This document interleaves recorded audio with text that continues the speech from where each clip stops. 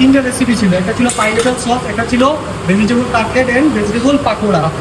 সবগুলো আমাদের ছিল কি vegetable based dishes, lots of vegetable আমরা ইউজ করতে পারি। সব প্রথমত আমরা কাটলেট ইউজ করছি। কাটলেটের জন্য আমরা different types of vegetable use করতে পারি, লাইক ক্যারট ইউজ করতে পারি, ক্যাবেজ ইউজ করতে পারি, ক্যাপসিকাম ইউজ করতে পারি, লং বিনস ইউজ করতে পারি, পটেটো ইউজ করতে পারি। এইভাবে কলিফ্লাওয়ার, এগুলো লস অফ ভেজিটেবল আমরা দিতে পারি। সো এগুলোকে আমরা হার্ড যেগুলো বেশি স্ট্রং, পটেটোটাকে আমরা বয়েল করে নিতে পারি, ক্যারটটাকে বয়েল করে নিতে পারি, ঠিক আছে।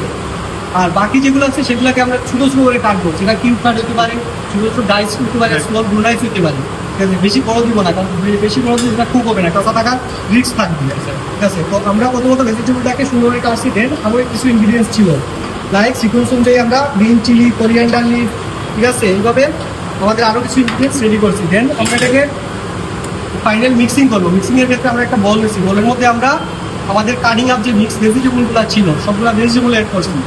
পরে আমরা সিকোয়েন্স অনুযায়ী আমাদের প্রথমত সল্ট, সুগার, হোয়াইট পেপার এগুলো অ্যাড করছি। দেন গ্রিন চিলি, কোরিয়ান্ডার লিভটা অ্যাপ্লাই করছি। দেন হালকা সয়া সস দিচ্ছি। এরপর আমরা জিঞ্জার অ্যান্ড গার্লিকের পেস্ট দিচ্ছি, ঠিক আছে। দেওয়ার পরে আমাদের জিঞ্জার অ্যান্ড কোরিয়ান্ডার পাউডার সেটা দিচ্ছি, একটু লেমন জুস দিচ্ছি।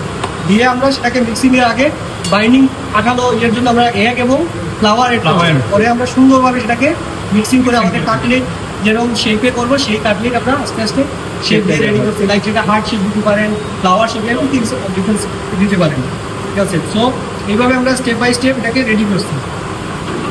পরে আমরা এটাকে ডিপ ফ্রিজে রেখে দিচ্ছি যাতে এটা একটু হার্ড হয়, ঠিক আছে। এটা আমরা লং টাইম রাখতে পারি। আচ্ছা, এটা হচ্ছে আমাদের ভেজিটেবল